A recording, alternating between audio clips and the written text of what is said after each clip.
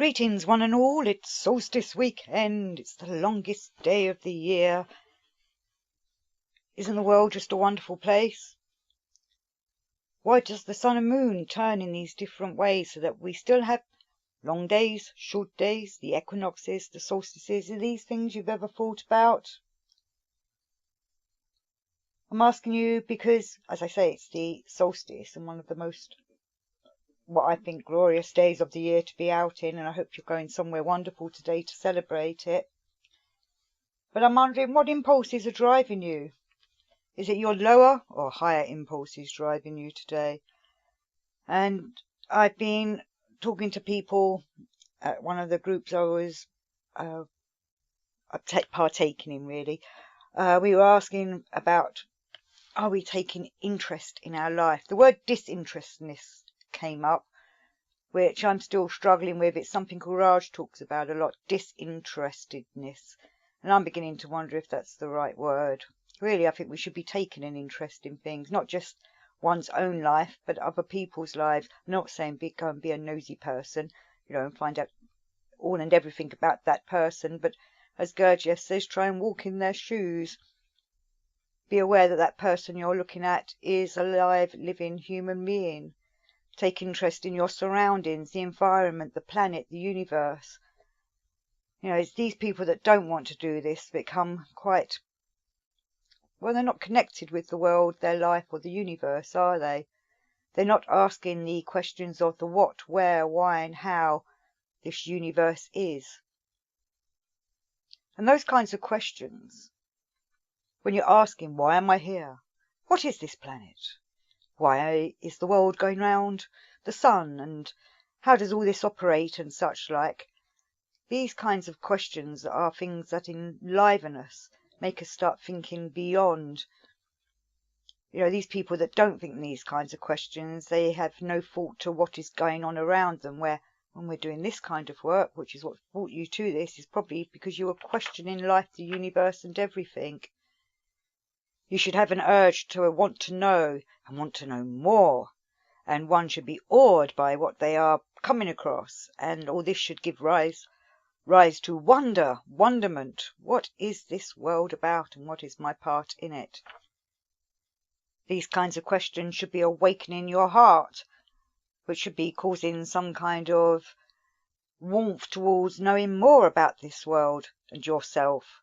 I've said before about going and looking at your astrology chart and finding out who you are from what the stars have given you, and who you've turned into from what you've been doing on this planet since you were born. We need to have healthy reason, not distorted views, so we should be learning to think in a more reasonable way. And I've talked about that in my last show, so I'm not going to go over that again. So do look back at the last one, but we should be looking and thinking and wondering all the time. So why is this world here? And I'm going to read a little bit from All and Everything, page 748. So Beelzebub's talking to his grandson, Hussein. And so, my boy, first of all, I must once more, and in greater detail, repeat that our endlessness was forced to create the whole world which now exists at the present time. In the beginning, when nothing yet existed, and when the whole of our universe was empty, endless space, with the presence of only the prime source cosmic substance, Epherochrono, our present, most great and most holy Sun, Absolute, existed alone in all this empty space. And it was on this, then, sole cosmic concentration that our uni-being Creator, with his cherubim and seraphim, had the place of his most glorious being. It was just during this same period of the flow of time that there came to our Creator or Maintainer the force needed to create our present existing megalocosmos, i.e. our world. From the third most sacred canticle of our cherubim and seraphim, we were worthy of learning that our Creator Omnipotent once ascertained that this same Sun Absolute, on which he dwelt with his cherubim and seraphim, was, although almost imperceptibly, yet nevertheless gradually diminishing in volume. As the fact ascertained by him appeared to him very serious, he then decided immediately to review all the laws which maintained the existence of that then still sole cosmic concentration.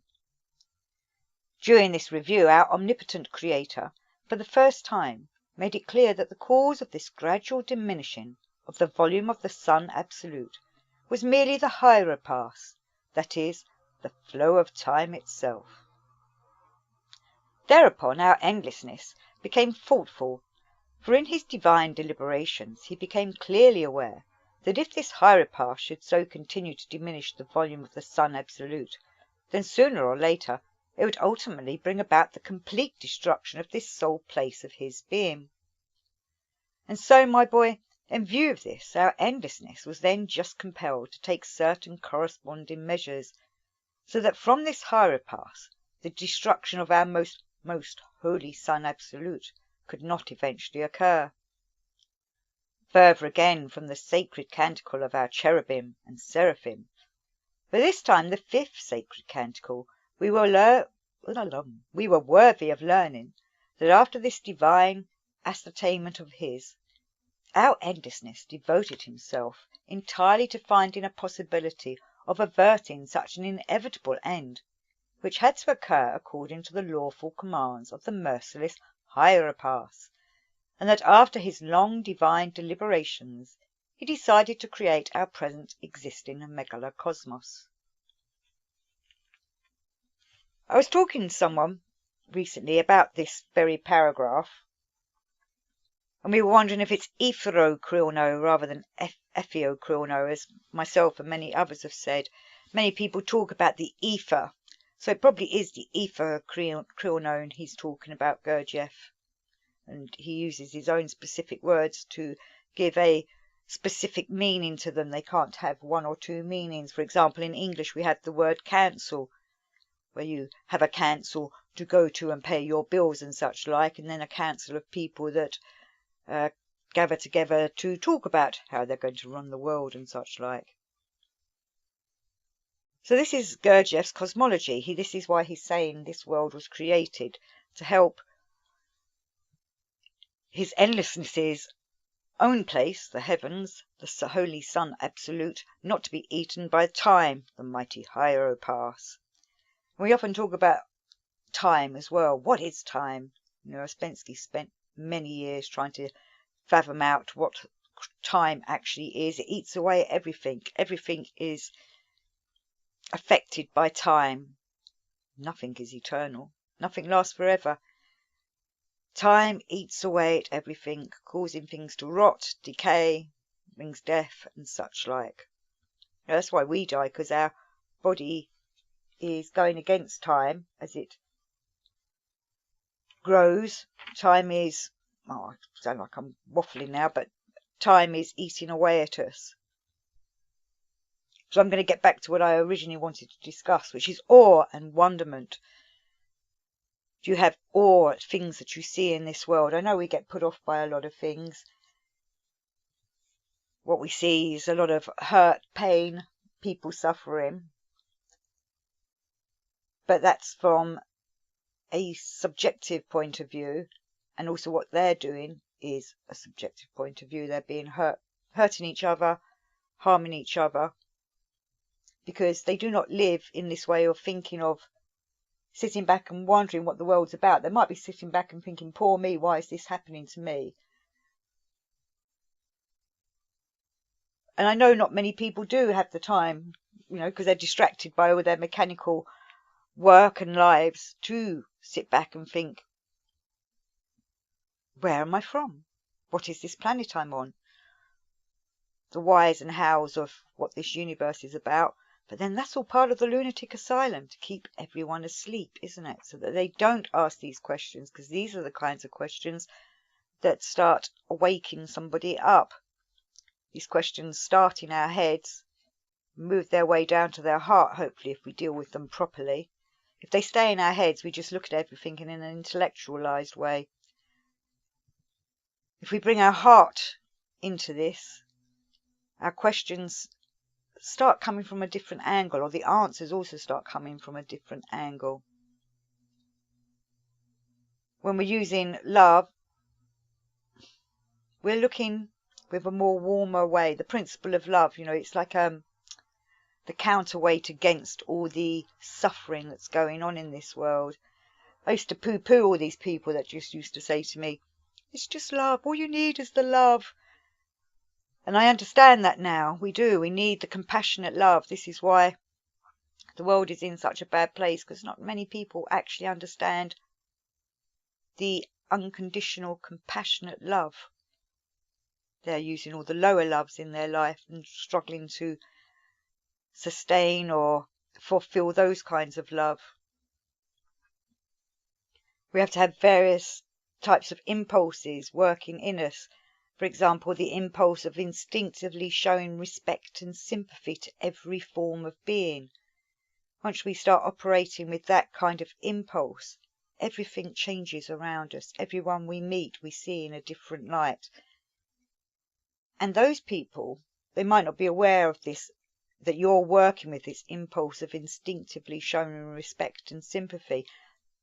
But they do notice it. They do know something's different. And you're being more honest with them. Sometimes it makes people a little bit nervous, because they've probably not encountered someone speaking, being with them in a more sympathetic way before. Most people have come up against people that are trying to use them.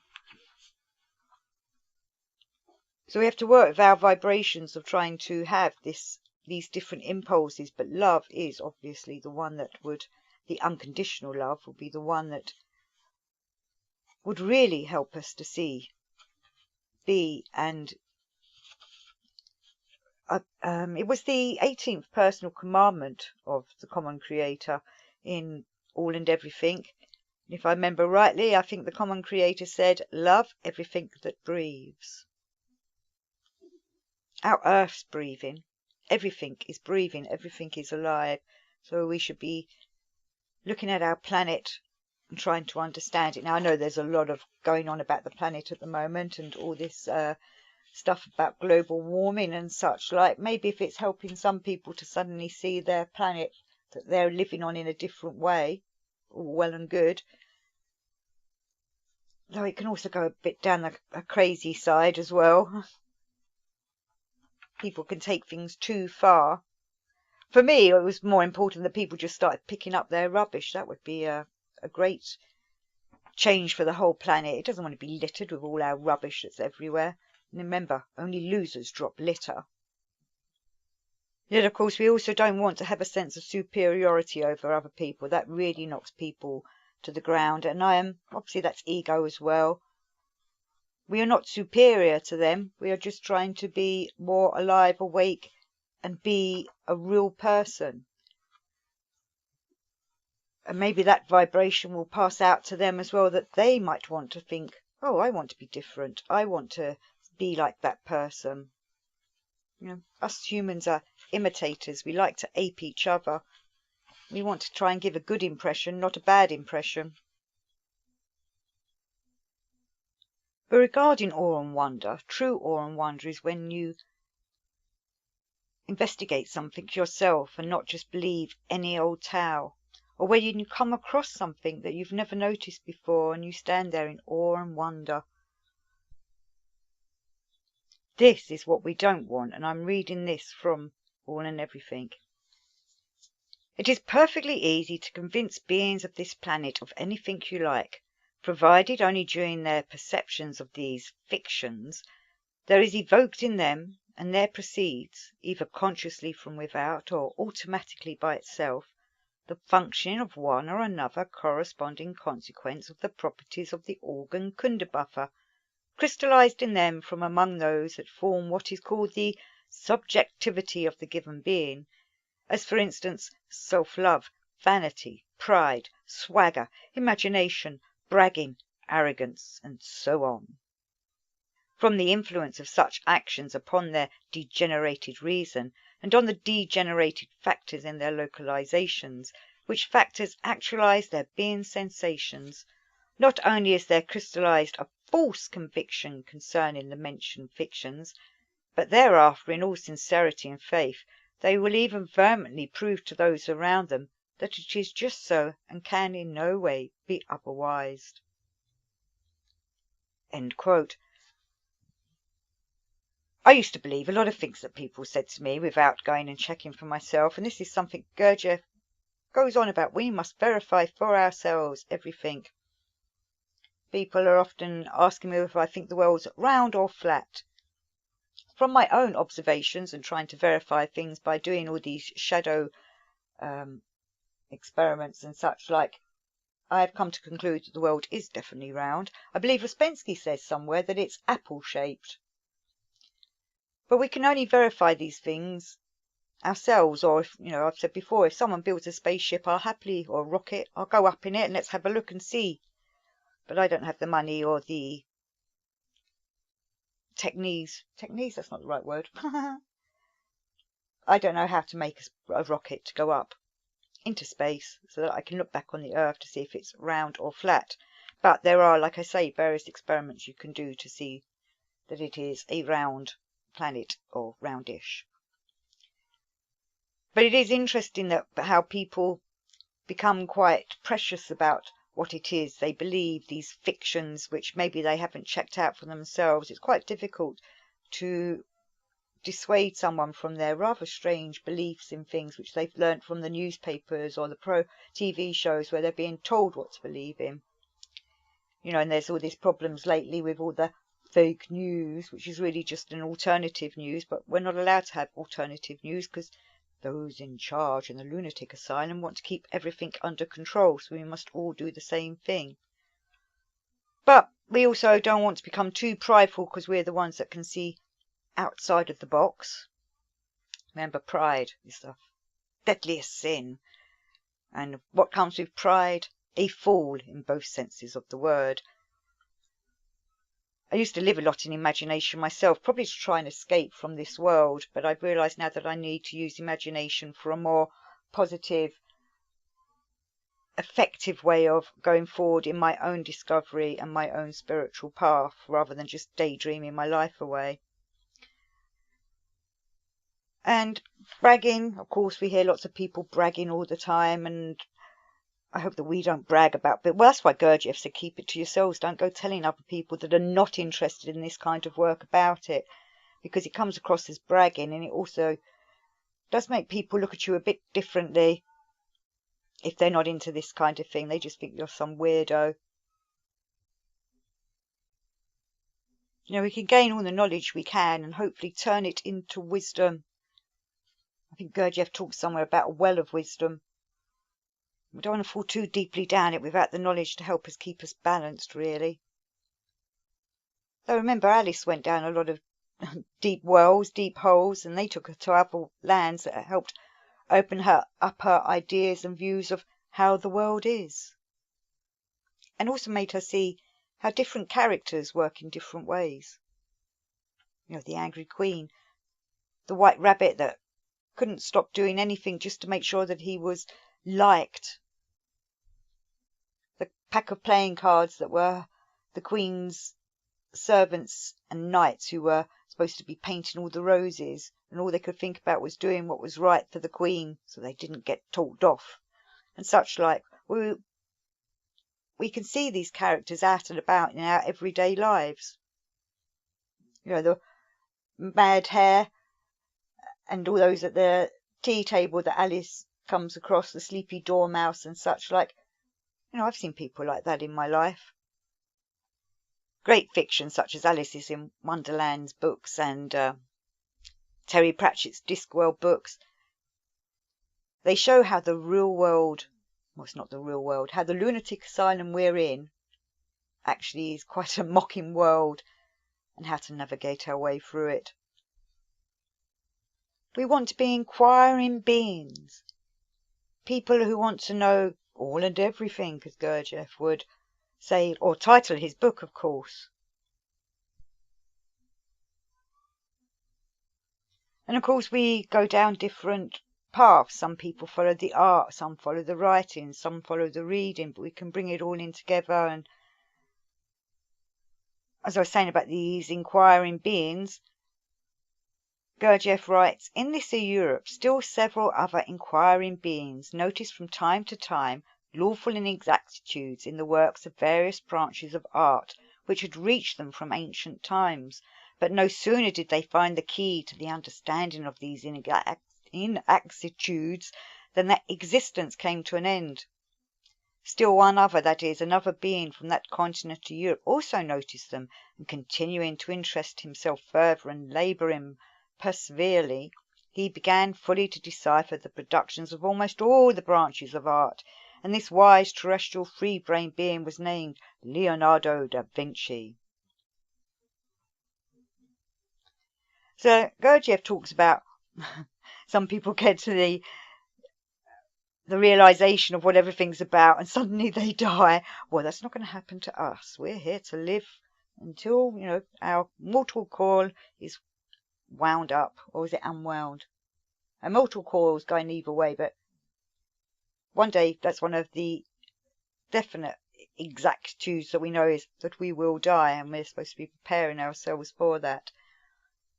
I'm pretty sure that if we understood love properly, we would have a different kind of death to those that don't understand what love is. But death is for another time. We'll talk about that another day, on this sunny solstice day, which is all about life. Though again, actually, solstice is about the coming to the end of one season and going into the time of the clocks changing and winter coming. The sun's going to start setting a bit earlier every day from now on. And I've done a little video about the lion and the unicorn, the oak and the holly, which represents the different seasons and solstices. I think it's a very important thing to note. Again, we should be in awe and wonder of how the seasons pass us by when they're running naturally. And we have to remember that Gurdjieff calls our little planet Earth the ill-fated, ill-starred planet. It's also an ill-treated planet. Is that us ill-treating it with all our supposed evolutions as we concrete the planet and cover up Mother Earth's skin with tarmac? But why is it also ill-starred? Are there some wrong impulses coming from various stars and planets? Well, you can find out all about that in All and Everything, Gurdjieff's book, all about the Earth and us on it and our mission. He also says that Earth is a planet of the most remote solar system, situated even almost beyond the reach of the immediate emanations of the most holy Sun Absolute. So if we're almost beyond the reach, we are really getting just I don't want to say the word dregs, but not even the finest, but just little tidbits from the most holy Sun Absolute, which is why we need to reach back to the Sun, to the Holy Sun Absolute, to the Divine, so that we can make that connection. He calls Earth a peculiar planet, though. That's quite true, isn't it? It is a peculiar planet, but we still need to go out and look at it and see what kind of planet we're on, and do we still respect it for what she has given us.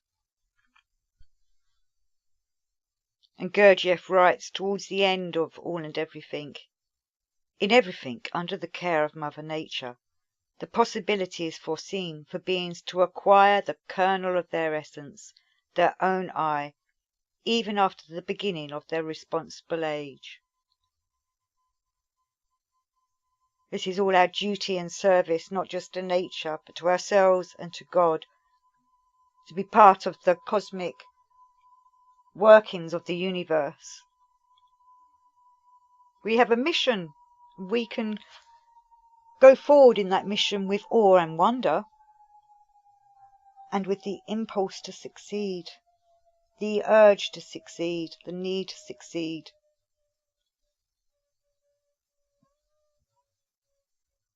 I don't want to be one of those that's got a strange psyche that Gurdjieff often talks about. I want to be one of those with the psyche that has developed And I hope that you do too. So go forth and ask questions, open your eyes and see what's out there. I'm sure you do live in awe and wonder anyway. Awe and wonderment at what our beautiful planet is. Awe and strange wonderment at what so many people do, weird, peculiar things. And awe and wonderment at who you are. Be splendiferous, peoples. Thank you for watching. Thank you for buying my books, those that have. And thanks for your comments, emails and such like. Thanks for your likes and your comments down below, always appreciated. And until next time, peace and out.